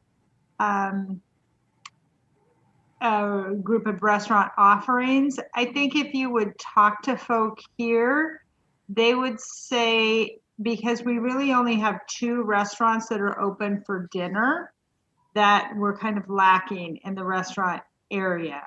And I think most people feel like if we had 1 or 2, right now we have 2, if we had 1 or 2 more that were open for evening dining, and one of the slides said nightlife, yes, and one of the much earlier slides talked about light traffic between 6 p.m. and 11 p.m. Yes, our cute little town shuts down promptly at 5:01. And so there's a lot of opportunity.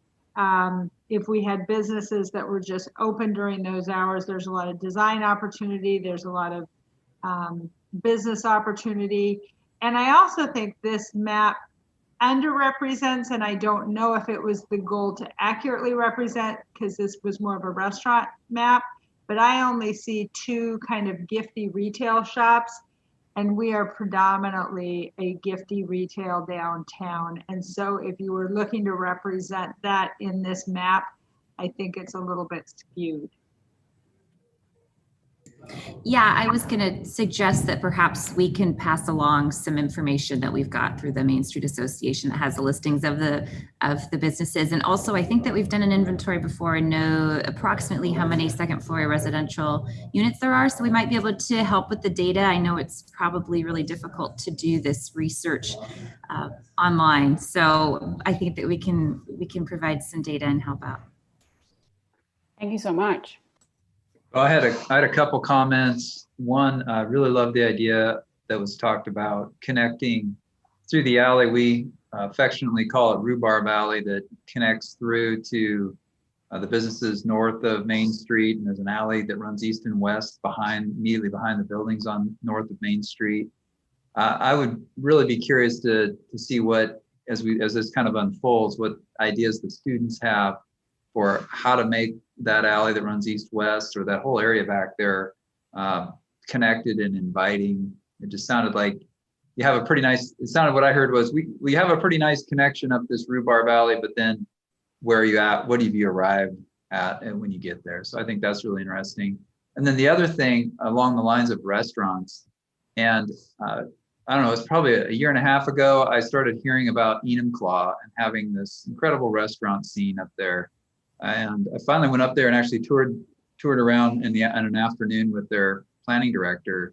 And what I noticed was they have the, what is it, Mutual of Enumclaw insurance, I think it is. And so and it's pretty large employment right in downtown. And it made me wonder if you increase your employment or the employment connection, like we've been talking about, will that drive restaurant growth in your downtown? So that's another question I want to kind of challenge the students with.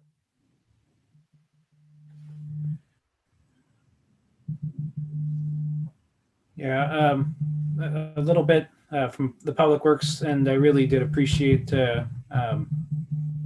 just hearing that Rhubarb Alley connection, and talking about things that could be happening north of that. I thought that was a pretty cool idea, because you do kind of get to the end of that alley and it just kind of peters out into a big parking lot. So I thought that was really astute to see that. I know you focused on the dairy freeze. That is kind of reminiscent of what that corner was like. It was a historical perspective is it's kind of the 50s drive-in mentality. This actually was part of the state highway network at that point. So 410 was this was 410 right here on Main Street. So this was the through road. There's an auto parts store. There used to be 2 gas stations on this corner. So we have a big project to improve this area and also to improve pedestrian access, replace the signal there. And it's kind of our gateway project to the town center. So one of my goals is to get more information between this group and that project, and try to come up with some kind of shared ideas of what we want kind of this kind of beginning of Main Street to look like, because I've got consultants under contract right now that are designing that, and will probably be done in the next few months with the design. So we're kind of really in the nuts and bolts part of that operation. But I also wanted to see if I know you had identified that we need some work on our sidewalks and ADA ramps. We know that, particularly in the downtown area, we have funding through Sound Transit that is pretty able to make any of those upgrades. So if there are specific areas that you found as you were looking around that were specific needs, whether it was broken sidewalk, whether it was curb ramps that needed upgrading, we'd love to get a little more detail on that if you have specifics. We're going to be putting out a project next year to do a lot of that work, but I want to make sure if you see it, that we cover what you see as well as what we see. So any information on that, we'd appreciate. I think it was Sabrina's slide. Could you go back one? That talked about nightlife and outdoor seating and how to properly do that. So once again, Rhubarb Alley is in the upper left of that picture as part of the whole plan, as well as down by Trackside is the bottom right picture. We recently did parklets on Main Street. The city actually built and constructed them and basically loaned them out to 2 different restaurants. So that's a program that the city has been working on for a couple of years, and I think that could be part of this plan that you guys are putting together, how to properly do a parklet program. I think it's been pretty popular, well received, and like Jill said earlier, if we had a few more restaurants that actually serve dinner, you might have natural nightlife as well. Thank you so much, everyone. We're slightly running out of time, so I'm going to move this along into the last group. So we'll have still 10 minutes, and then we'll leave it open for 10 more minutes for questions overall, if that's okay, Ryan. Is that how we should do that?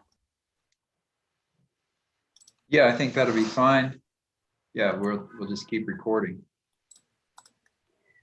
Okay, so the last topic is design and local character, and Chan is going to start it off. All right, my name is Chan, and I created the Nolly map right here, and all the area that is in black is private, and everything else that is in white is public. So that's where all the public can walk around and go to. And so the green circle represents so for the green circle on the left, it's Heritage Park. The green circle in the middle is the Ryan House Museum. And then the green circle on the far right is the school's track, or like the field. And these green circle represent green spaces, and opportunities that I think can be improved is trying to connect these green spaces together. And as for the gray area is I wouldn't consider it public, or I don't know if it's public or not, because so the gray area on the top is it's a parking lot, but it might be owned by the summer school, so I don't know if I don't know if the public can go in there or not. And as for the gray with the green circle, it's the school's field, and I don't know whether the public can go in there or not either. So there's that. That's all I got. Hello, this is Abdul. So in this diagram, I analyze spaces used for events and festivals and how often it is used. There are four main spaces that are used for the events and festivals. One is the Main Street corridor, which is symbolized in the red in the middle. Heritage Park, which is south of the red strip. Sumner Bridge, located on Canary Way, which is located on the east side. And Sunset Chev Stadium, which is located on the Sumner Bridge is located on the west side, and the Sunset Chev Stadium is located on the east side. So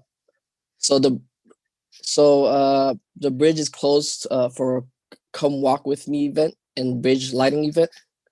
And for Come Walk With Me event, it goes from the bridge all the way to Sunset Chev Stadium.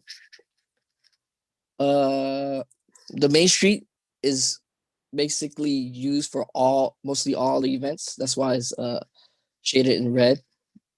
And also Heritage Park. So it's used for Daffodil Festival, Street of Treats, Class C Chassis Car Show, and the Rhubarb Days. Rhubarb Days, they also utilizes the Ryan House. And also the Homecoming Parade and Santa Parade and Come Walk With Me event utilizes Sunset Chev Stadium. And that is it. Hi, this is Joe.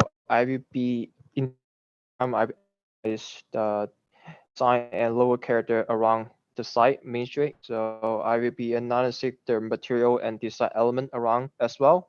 So in this diagram, I use 8 different image to represent the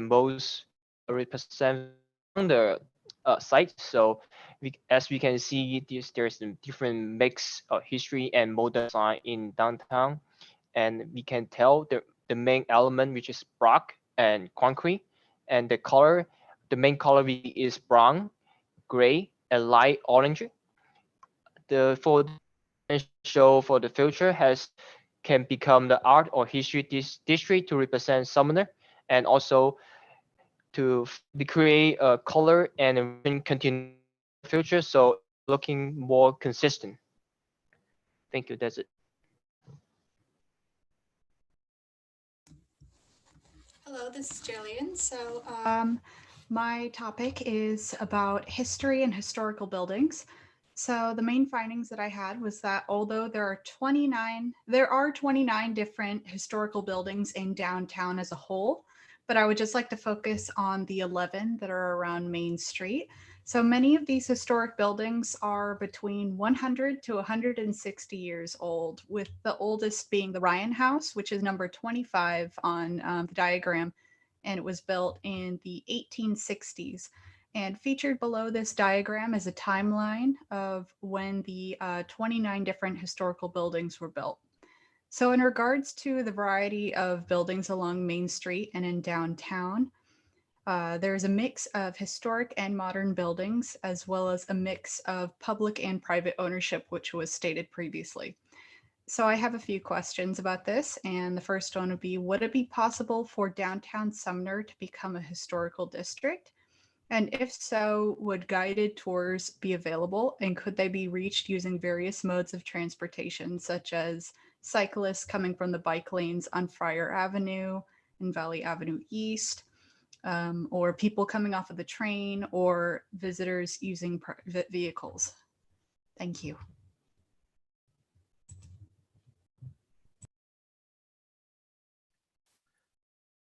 Hello, it's Jose again, and my analysis is about urban form and elements. And this is a Lynch diagram, and the red line, that's the border of the project site. The yellow dots are landmarks around the site, like the Sumner Ryan House Museum and a memorial piece in a Heritage Park. The red marks are nodes, and the two main nodes that I've noticed in the downtown area are the one on Main Street in Cherry Ave, and I'm gonna say this wrong, Kincaid Ave, right on top of a Heritage Park, and on Main Street as well, and with Wood Ave on more east. And for gateways, when I went to the site, I didn't really see any defined gateways in the downtown area, and I was wondering if there's like opportunities for that, from like a more defined gateway from the east and the west side. And to follow that, one of my questions is should the gateways be more defined on the east and west side of Main Street, and where should they be located? Like for example, should they be like in where the nodes are at, like the two main nodes, like right gateway by the Heritage Park, or should it be on the other side of the train tracks on the east or west side, depending? And should the other gateway be at the node by the day and night grocery store in the Napa, or should it be closer to like by Sumner Ave? Yeah, that's it. That's all I got. Thank you. And I'm going to open it up for questions to everyone.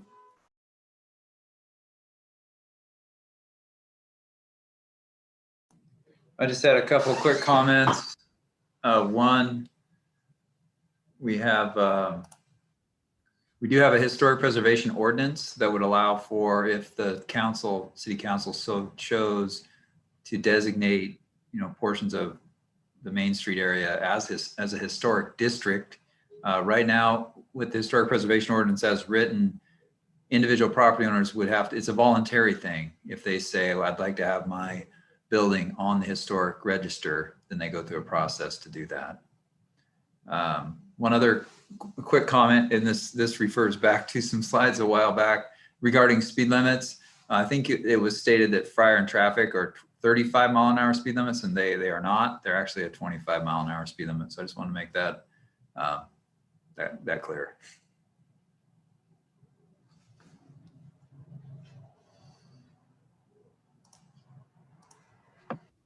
This is kind of a side comment in regards to Jillian's slide. This year we are doing a one-time event to honor our historic buildings that are 100 years or older. and we are looking at 2020 and 2021 are different because of COVID, but we are looking at guided and maybe self-directed tours and virtual tours. And I really like her map. Would she like to be on our committee? That would be so much fun. You think I'm joking? Is that an offer?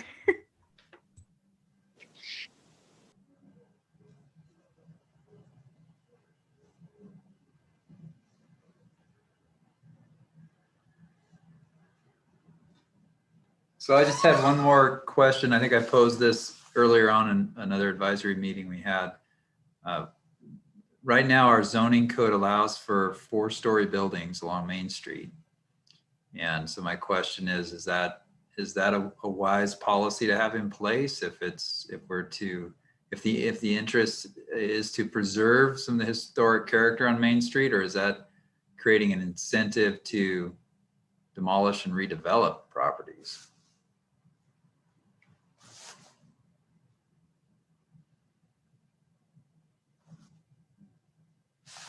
That's going to be a question for us into the next quarter, I guess. Not an easy one. When you say demolish and redevelop properties, do you mean specifically for businesses and housing, or for both? It could be either one. It could be a standalone commercial building. It could be a mix of residential, commercial, typically commercial on the ground floor in that regard, or it could be residential. And I correct me if I'm wrong, Scott Waller, if I missed something. Thank you. I have a question for Ryan in response to your last statement about whether or not the city I believe the city has design guidelines in place. Is there anything specific that addresses the historic character of buildings and materials? And if I think looking at Jillian's timeline, some of these buildings are over 100 years old. It's possible that some 4-story buildings could still have that character if the design guidelines say that. But I just want, if that already exists, I just wanted to ask that. Sorry.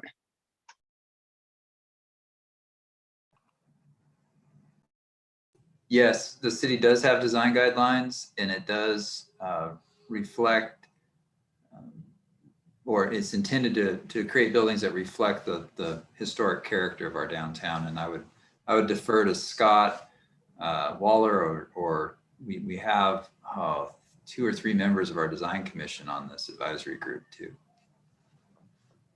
Yeah, and the city does have specific design guidelines for kind of this downtown corridor that's kind of defined in our town center area as the historic central business district. So we have some very specific pinpointed guidelines and requirements for both redevelopment and new development, where we try to move it towards retaining that historic character, use of bricks, kind of use of a lot of historic materials and fields.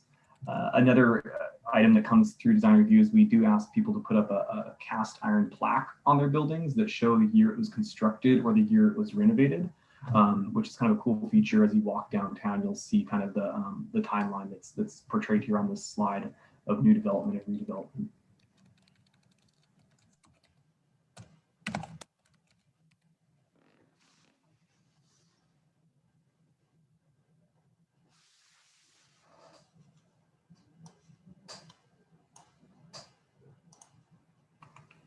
One comment or question I have is the ability to use kind of informational markers or different means to provide this information to someone who's visiting Main Street for the first time, who's walking down the street, both in the historic building context of kind of a visitor getting to know downtown, but also providing information for connections to different green spaces and access to the river to let a first-time visitor or commuter passer through know, how do I get where, whether that's through physical signage, whether that's through more of a electronic means or something, but ways to get people the information to have a more pleasant and enjoyable experience in the downtown.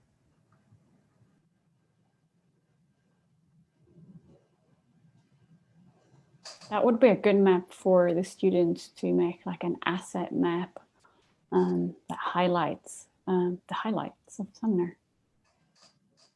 Great suggestion.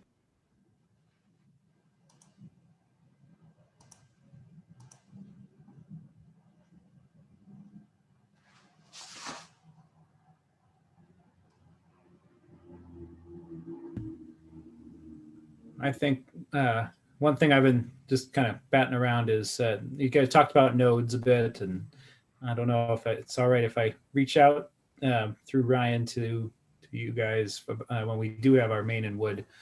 We have been looking at we have a 30% design, and we're talking about some of those aesthetic elements of what we want to look at adding, and we might once we have that discussion a little bit later this week, probably package it up, and maybe after Thanksgiving or so. I don't know if there's any time left in the quarter at that point, but or it might be next quarter or something, but might be a time just to get input as to what this group might have, if they've got some opinions, that recommendations you can provide at what a node looks like, what sort of benefits we would look at trying to use it, make it to do that placemaking. Would be useful input. And vice versa, it would be super useful to see and incorporate that design into our future strategies. Yeah, that's great. For a layperson, do you mind explaining what is the definition of a node? Jose, do you want to take this one? Yeah, or from I haven't looked up the definition in a while, but from what I remember, it's like a main passage or like two main passages that connect. I don't know if someone else can add on that. Yeah, it's like an open space where, sorry, Dennis, did you want to go into? It's an open space where there's a concentration of kind of flows of people coming in different directions. So it's usually like either a public space or an intersection. It's just a kind of activity zone that's kind of bustling. Thank you, that helps. Okay, one last thing. If the map could be accessible by those QR codes that everybody's using for menus these days, that would make it super easy. I know I've really found those useful as someone, because everybody's got a cell phone. Anyway, last comment. That's an awesome suggestion, thank you. I guess I wanted to add that in terms of events and future events, knowing what sorts of infrastructure is needed and space needed to accentuate and make those even more successful. Their footprint probably varies as they become more popular. And so any improvements to the roadway doesn't want to interfere necessarily to that, or at least know that if there are proposed improvements, that might minimize, some of that. But there should be a consideration around the whole street space for those events and any proposed improvements.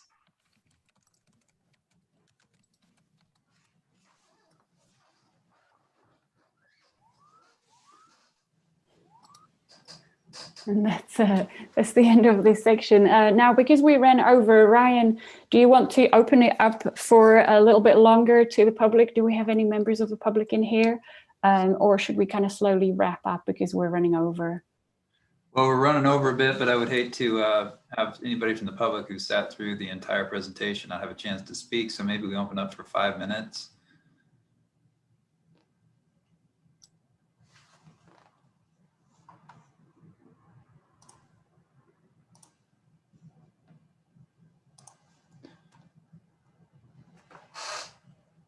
Any questions or comments on what you've heard today? Really appreciate everyone attending this meeting, coming out to listen to what the students have. Again, if this is kind of the foundational part of the overall exercise, we have 2 more quarters to further refine concept designs and ideas.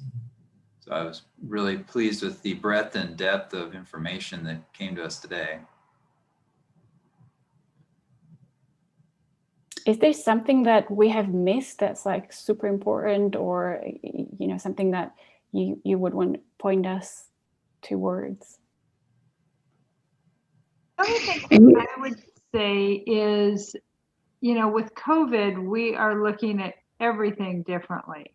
And design is certainly a huge piece of that. I mean, I know you have your curriculum and you're moving down a path, but it would be interesting to throw a COVID spin on some of these. For example, as we're looking at the events and festivals slide, if things continue as they are, most of these will not happen in 2021.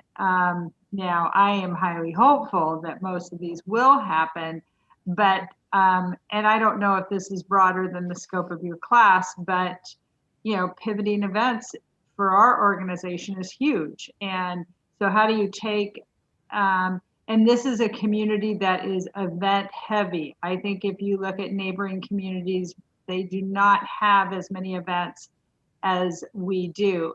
Some of these events in the late fall and early winter have pivoted slightly. All of the events from March forward were canceled. So as we go into 2021, we are looking at how do we make some of these things happen in a modified way. Again, I don't know if this is part of this. I mean, it's certainly not part of your regular curriculum, but it's definitely a part of the work that we do at Main Street. And I would be very open to anything from a design standpoint. How do we create outdoor eating areas if that's what we want to do? Parklets were discussed earlier. How do we pivot our events? All of that.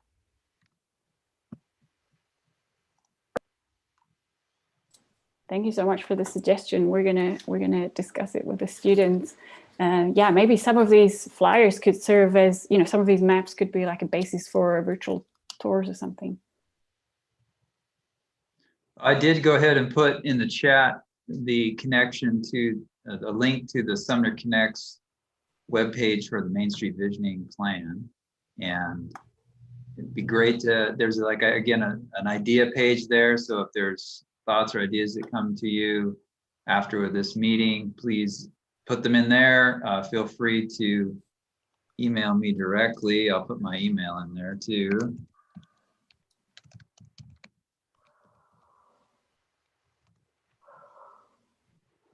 So we're trying to collect comments and ideas to get to the students. And again, this is recorded and we'll post it to the website as well. So, Bara, did you have anything to wrap up? I just wanted to thank you all for contributing and investing your time. And this is exactly what we needed. We did get some things wrong. Gosh, I'm losing my voice. And we heard, some amazing input from people who use Sumner, and that's amazing. And then from people who work in Sumner and from the stakeholders, we've got lots to think about and kind of massage it all together and get more focused before we start designing. So from our side, this was extremely helpful, and thank you all for making the time for this. Can I add one real quick thing? For all the students, if you guys are looking at trees or parks or trails, things along those natures or that nature, please reach out to me. More than happy to kind of walk you through what we currently have. If you want to know the species of the tree, the trail network, kind of how that interconnects is a really big thing for what I work on. So I guess I'll throw my email address down here in the chat as well. Thank you.